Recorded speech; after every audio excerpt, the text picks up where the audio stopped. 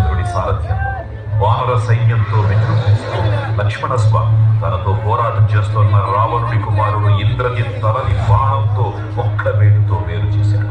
ఇంద్రజిత్ మరణ వార్త విన్న రావణుడు ఆవేశంతో ప్రతీకారం కోసం పాతాళ లోకాధిపతి తన సోదరుడు అయినటువంటి మహిరావణుడి సహకారం కోరాడు.